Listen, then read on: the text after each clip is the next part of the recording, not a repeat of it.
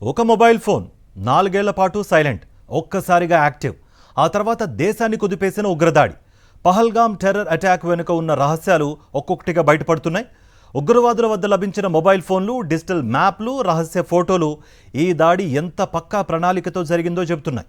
ఇప్పుడు ఈ ఆధారాల్ని పాకిస్తాన్ కేంద్రంగా పనిచేసిన ఓ పెద్ద కుట్ర వైపు దర్యాప్తును మళ్లిస్తున్నాయి. పహల్గామ్ హత్యాకాండ వెనుక దాగి ఉన్న అసలు కథ ఏంటి? Watch it. 2025 ఏప్రిల్ 22న జమ్మూ కాశ్మీర్లోని పహల్గామ్లో జరిగిన ఉగ్రదాడి దేశాన్ని దిగ్భ్రాంతికి గురిచేసింది. పర్యాటకులను లక్ష్యంగా చేసుకుని జరిగిన ఈ దాడిలో 26 మంది ప్రాణాలు కోల్పోయారు. దాడి తర్వాత నెలల తరబడి భద్రతా బలగాలు కూంబింగ్ ఆపరేషన్స్ నిర్వహించాయి. చివరకు 2025 జూలై 28న ఆపరేషన్ మహదేవ్లో 3 ఉగ్రవాదులను హతమార్చాయి. వారి వద్ద లభించిన 2 మొబైల్ ఫోన్లే ఇప్పుడు కేసులో కీలక ఆధారాలుగా మారాయి. ఉగ్రవాదుల వద్ద లభించిన ఫోన్లు షామీకి చెందిన రెడ్మీ 90, రెడ్మీ నోట్ 12 మోడల్స్. వీటి IMEI నంబర్ల ఆధారంగా NIA సంస్థ పూర్తి వివరాలు సేకరించింది. విచారణలో షాకింగ్ విషయాలు బయటపడ్డాయి. రెడ్మీ 90 మొబైల్ 2021లో పాకిస్తాన్లోకి దిగుమతయింది. అయితే 4 ఏళ్ల పాటు అది ఒక్కసారి కూడా యాక్టివ్ కాలేదు. కాల్స్, ఇంటర్నెట్ వినియోగం, సిమ్ కార్డ్ చరిత్ర ఏదీ లేకుండా సైలెంట్గా ఉండిపోయింది. కానీ 2025లో అకస్మాత్తుగా యాక్టివ్ అయి పెహల్గామ్ దాడిలో పాల్గొన్న ఉగ్రవాదుల చేతికి చేరింది. దీంతో ఈ ఫోన్ను ప్రత్యేకంగా ఉగ్రదాడి కోసం దాచిపెట్టినట్లుగా అనుమానాలు వ్యక్తమవుతున్నాయి. మరో మొబైల్ అయిన రెడ్మీ నోట్ 12 కూడా ఇదే తరహా కథ చెబుతోంది. 2023లో పాకిస్తాన్లో దిగుమతైన ఈ ఫోన్ను కూడా చాలా కాలం పాటు ఉపయోగించలేదు. ఆ తర్వాత ఉగ్రవాదుల చేతికి చేరింది.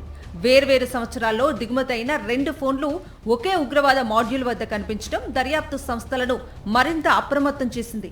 వీటి వెనుక పెద్ద లాజిస్టిక్స్ నెట్వర్క్ పనిచేసిందనే అనుమానాలు బలపడుతున్నాయి. మొబైల్ ఫోన్లలో call records, WhatsApp chats, social media communication ఏవీ లభించలేదు. ఉగ్రవాదులు లాంగ్ రేంజ్ రేడియో కమ్యూనికేషన్ టెక్నాలజీని ఉపయోగించినట్లుగా దర్యాప్తు అధికారులు గుర్తించారు. దీంతో మొబైల్ నెట్వర్క్లకు దూరంగా ఉంటూనే పరస్పరం సంప్రదింపులు జరిపినట్లుగా తెలుస్తోంది. అయితే ఫోన్లలో పహల్గామ్, బైసరన్ ప్రాంతాలకు సంబంధించిన ఫోటోలు, డిజిటల్ మ్యాప్లు లభించాయి. ఉగ్రవాదులు ముందుగానే ఆ ప్రాంతాల్లో రెక్కీ నిర్వహించినట్లుగా ఈ ఆధారాలు స్పష్టం చేస్తున్నాయి. ముఖ్యంగా 2025 మార్చి 30న తీసిన ఒక ఫోటో దర్యాప్తులో కీలకంగా మారింది. కొండ ప్రాంతంలో ఏర్పాటు చేసిన టెంట్, వంట సామాగ్రి ఆ చిత్రంలో కనిపించాయి. దాడికి కొన్ని వారాల ముందే ఉగ్రవాదులు అక్కడ మకాం వేసి భద్రతా బలగాల కదలికలను గమనిస్తూ వ్యూహాలు రచించినట్లుగా అధికారులు భావిస్తున్నారు. దీంతో పహల్గామ్ దాడి కేవలం 3 ఉగ్రవాదుల చర్య కాదని, సరిహద్దు అవతల ఉన్న పెద్ద నెట్వర్క్ పన్నిన కుట్రగా NIA దర్యాప్తులో బయటపడింది. ఇప్పుడు దర్యాప్తు సంస్థలు చాలా అంశాలపై విచారణ జరుపుతున్నాయి.